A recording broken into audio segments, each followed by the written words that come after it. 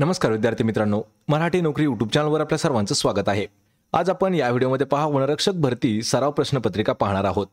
या व्हिडिओमध्ये जे काही आपण प्रश्न घेतलेले आहेत हे सर्व प्रश्न आपल्याला वनरक्षक भरतीसाठी मागील वर्षी विचारण्यात आलेले हे महत्त्वाचे प्रश्न आहे। म्हणजे हे सर्वचे सर्व प्रश्न आपल्याला 2023 च्या वनरक्षक भरतीमधील आपण हे प्रश्न घेतलेले आहेत। सर्वच्या सर्व प्रश्न हे TCS पॅटर्ननुसार विचारण्यात आलेले प्रश्न आहेत। त्यामुळे आपल्याला या व्हिडिओची जर PDF डाउनलोड करायची असेल तर मराठी नोकरी या नावाने आपलं टेलिग्राम चॅनल आहे, सोबतच आपलं WhatsApp चॅनल देखील आहे। दोघांच्याही लिंक्स मी तुम्हाला डिस्क्रिप्शन मध्ये देत आहे, त्या ठिकाणी जाऊन आपण त्यांना जॉइन करा। म्हणजे आपल्याला प्रत्येक व्हिडिओची PDF त्या ठिकाणी अगदी फ्री मध्ये उपलब्ध करून दिलेली आहे। आणि मित्रांनो, चॅनलवरती जर नवीन असाल तर लगेच आपल्या मराठी नोकरी यूट्यूब चॅनलला सबस्क्राइब करून ठेवा। चला तर व्हिडिओला सुरुवात करूया।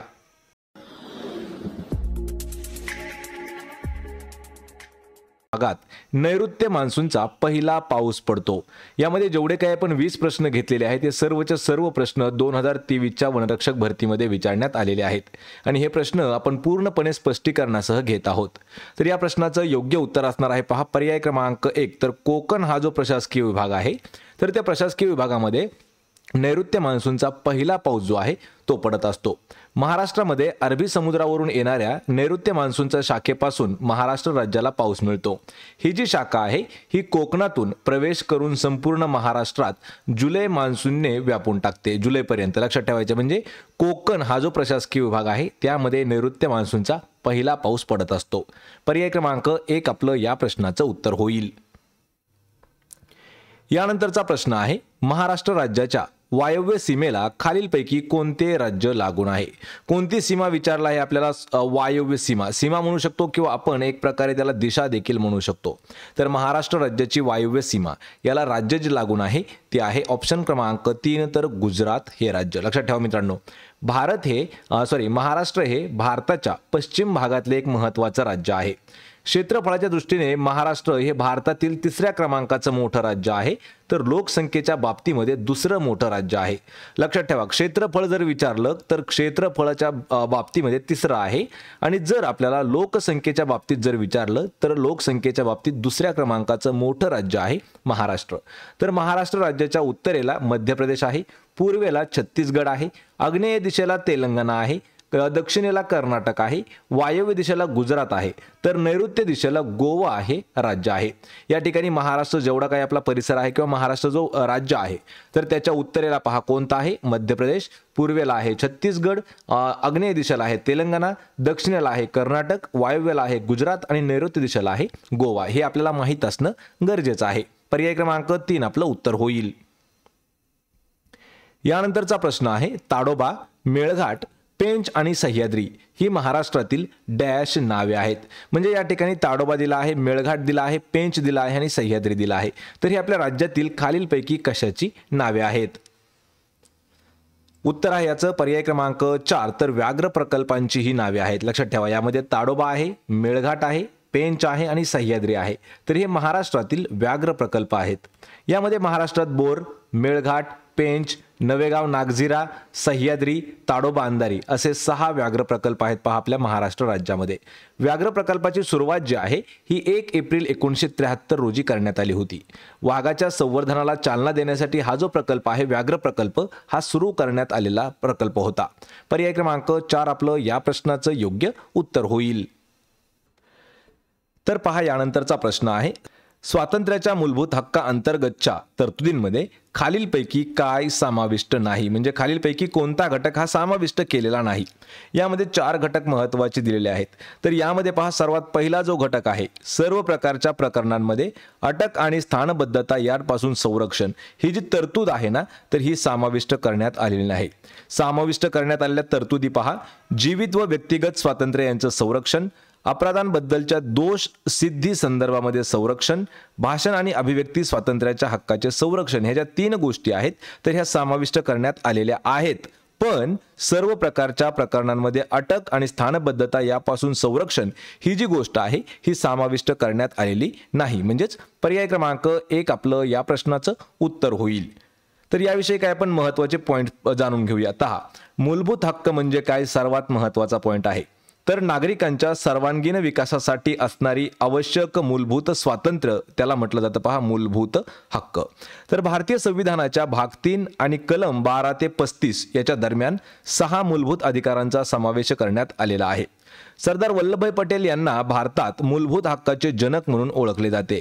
या ठिकाणी लक्षात ठेवा कलम 12 ते 35 हे महत्त्वाचा घटक आहे आणि मूलभूत हक्कांची संकल्पना ही भारताने अमेरिकन संविधानातून स्वीकारलेली आहे। या प्रश्नाचं उत्तर काय आहे हे आपण पाहिलेलं आहे। यानंतरचा प्रश्न आहे महादेव गोविंद रानडे यांनी विधवा पुनर्विवाह संस्थेची स्थापना कोणत्या वर्षी केली होती। या ठिकाणी आपल्याला 2 प्रश्न तयार होतात। तत्पूर्वी आपण या प्रश्नाचं उत्तर जाणून घेऊया। तर या प्रश्नाचं उत्तर आहे पहा 1861। ऑप्शन क्रमांक 1 आपलं या प्रश्नाचं उत्तर होईल। लक्षात ठेवा 1861 साली स्थापन करण्यात आलेल्या विधवा पुनर्विवाह मंडळाचे रानडे सुद्धा एक संस्थापक सदस्य होते आणि महादेव गोविंद रानडे यांनी विधवा पुनर्विवाह संस्था जी आहे ही 1861 या वर्षी सुरू केली। याच काळामध्ये बाळ गंगाधर टिळक यांचे सल्लागार आणि गोपाळकृष्ण गोखले यांचे गुरु म्हणून सुद्धा रानडे यांनी भूमिका बजावली आहे। रानडे यांना महाराष्ट्र प्रबोधनाचे जनक किंवा मराठी पत्रकारितेचे जनक म्हणून ओळखले जाते। तर या ठिकाणी 2 प्रश्न हे तयार होतात। पहिला प्रश्न काय होतो की विधवा पुनर्विवाह संस्था ही कोणी स्थापन केली, तर महादेव गोविंद रानडे यांनी स्थापन केली। वर्ष जर विचारलं आपल्याला तर मित्रांनो वर्ष आहे 1861 साली। पर्याय क्रमांक 1 आपलं या प्रश्नाचं योग्य उत्तर असणार आहे।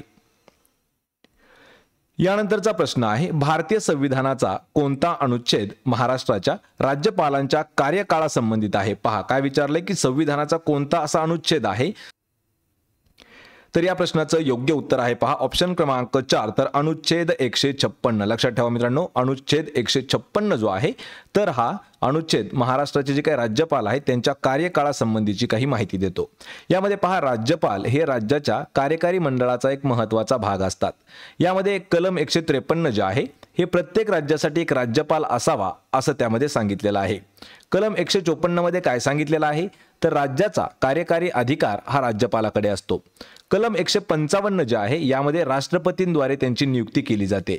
यानंतर कलम 156 जे आहे तर यामध्ये पदावधी दिला जातो म्हणजे 5 वर्ष कार्यकाळ।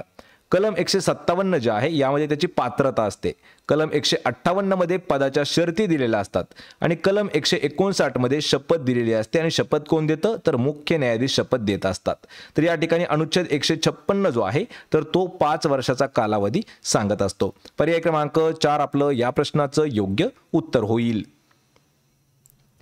प्रश्न 7वा आहे बोधगया येथील महाबोधी मंदिर हे त्या काळातील डॅश एक महत्त्वाची स्मृती आहे। पहा विचारलंय काय बोधगया या ठिकाणचं महाबोधी मंदिर जे आहे हे त्या काळातील कशाची एक महत्त्वाची स्मृती आहे, तर ही जी स्मृती आहे ही वीट कामाची असणारी एक स्मृती आहे। पर्याय क्रमांक 3 आपलं या प्रश्नाचं योग्य उत्तर असणार आहे।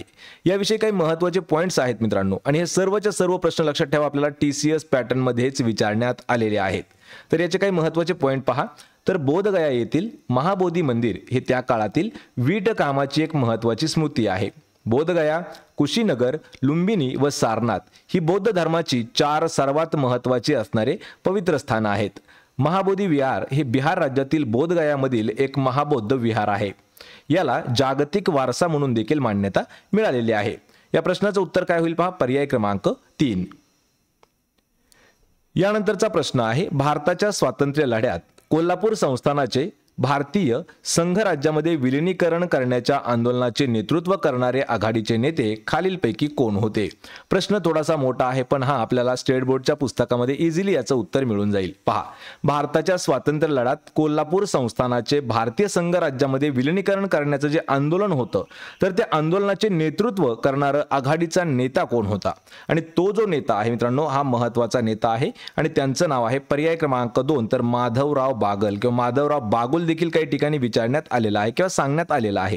तर हे नेतृत्व करत होते पहा कशासाठी तर कोल्हापूर संस्थानाचं भारतीय संघ राज्यामध्ये विलीनीकरण करण्याच्या आंदोलनासाठी।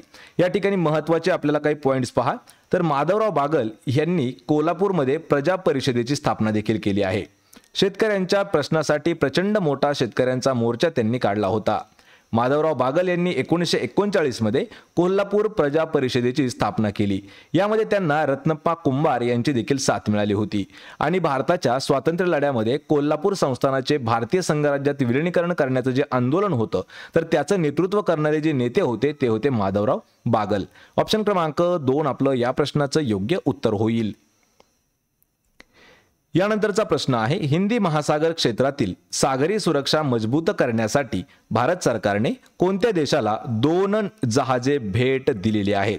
मित्रांनो, हा प्रश्न आपण मुद्दाम घेतलेला आहे। पहा, करंट अफेअर्स 2024 साठीचा हा प्रश्न आहे। तर या ठिकाणी आपल्याला सरळ प्रश्न काय विचारलाय की हिंदी महासागरातील किंवा हिंदी महासागर क्षेत्रामधील सागरी सुरक्षा जी सिक्युरिटी आहे ती अजून स्ट्रॉंग करण्यासाठी भारत सरकारने कोणत्या देशाला 2 जहाजे भेट दिलेली आहेत?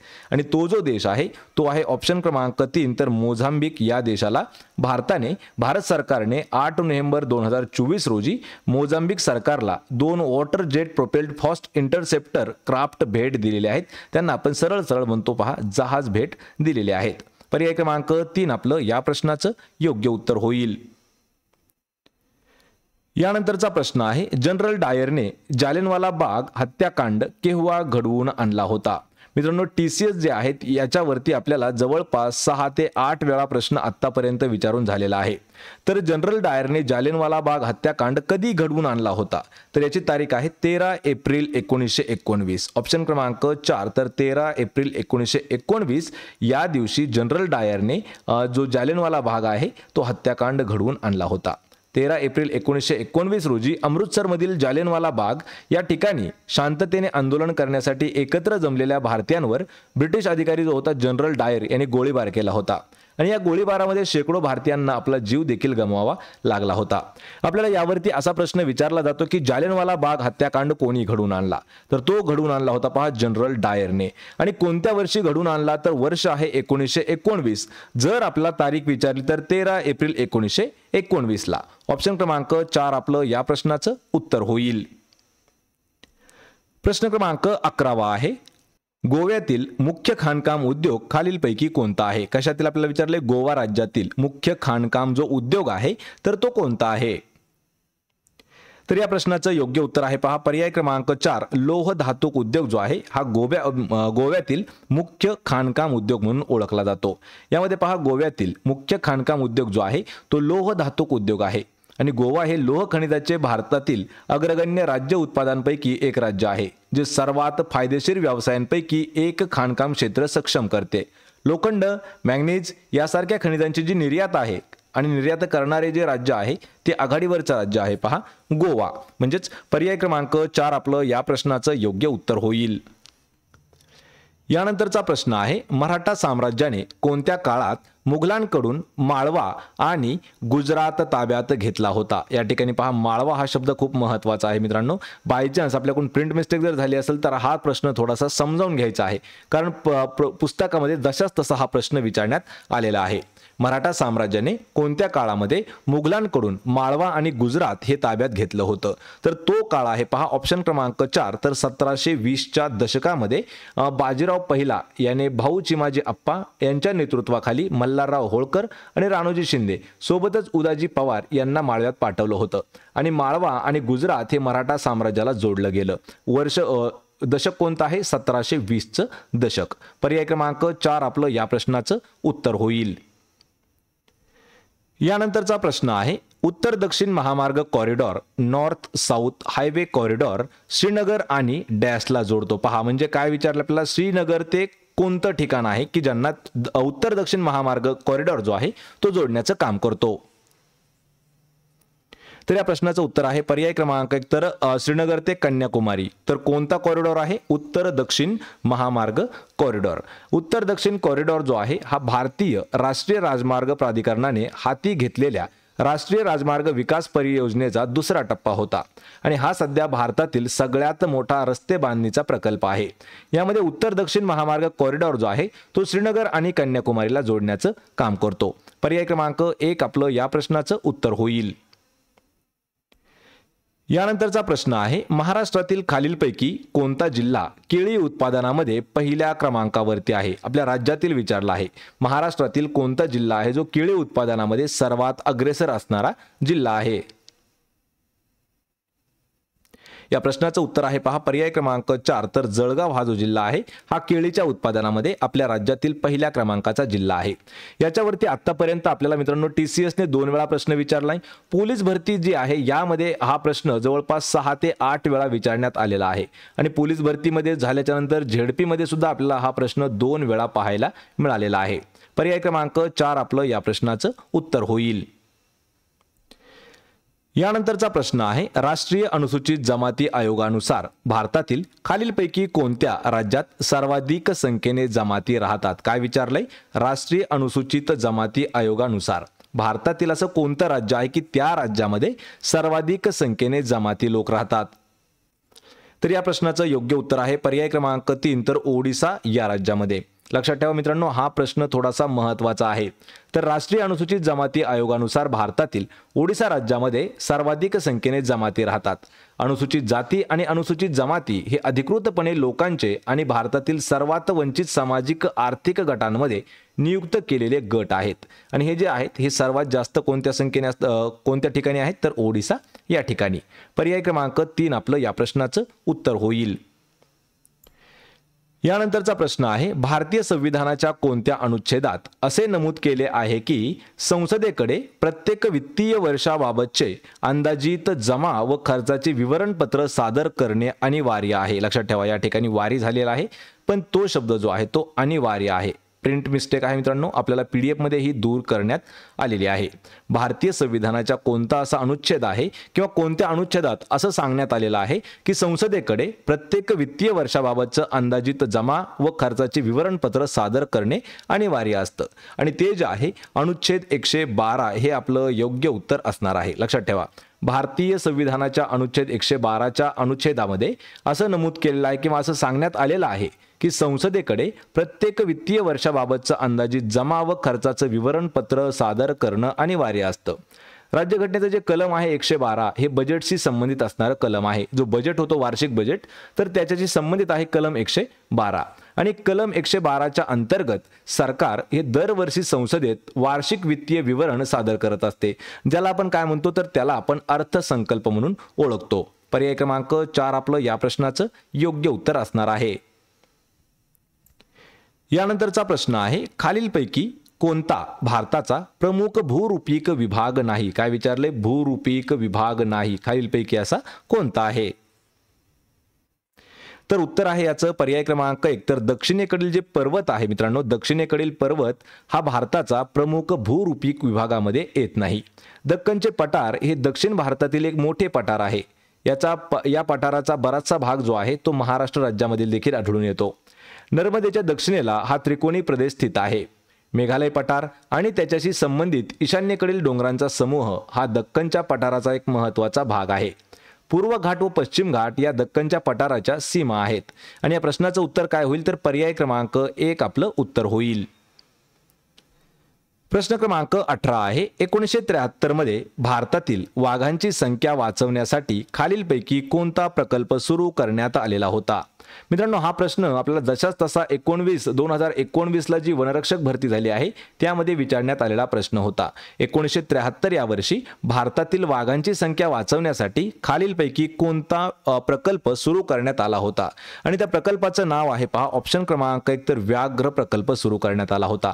कधी आला होता? 1973 या वर्षी। पर्याय क्रमांक 1 आपलं या प्रश्नाचं उत्तर होईल। यानंतरचा प्रश्न आहे खालीलपैकी कोणत्या झाडाची लाकूड चांगल्या दर्जाचे फर्निचर बनवण्यासाठी मोठी मागणी असलेले लाकूड आहे? म्हणजे खालीलपैकी असं कोणतं लाकूड आहे की ते लाकूड थोडंसं मजबूत असतं, टणक असतं, म्हणून त्या लाकडाला किंवा ते जे लाकूड आहे हे फर्निचर बनवण्यासाठी त्याची जी मागणी आहे ही खूप मोठ्या प्रमाणात आहे आणि ते जे लाकूड आहे ते आहे ऑप्शन क्रमांक 3, तर सागवण म्हणजे सागाचं लाकूड आहे। पर्याय क्रमांक 3 आपलं या प्रश्नाचं उत्तर होईल। या व्हिडिओचा आपला शेवटचा प्रश्न आहे महाराष्ट्रात आढळणाऱ्या काळ्या मृदेच्या संदर्भात खालीलपैकी कोणते विधान योग्य नाही? म्हणजे खालीलपैकी कोणतं विधान जे आहे ते अयोग्य असणार आहे हे आपल्याला सांगायचं आहे। आणि या मित्रांनो या प्रश्नाचं उत्तर काय होणार आहे पहा पर्याय क्रमांक 1, तर ही जी मृदा आहे ही गव्हाच्या लागवडीसाठी सर्वात योग्य आहे। हे जे विधान आहे हे विधान चुकलेलं आहे। यामध्ये बरोबर असणारं विधान पहा काय आहे?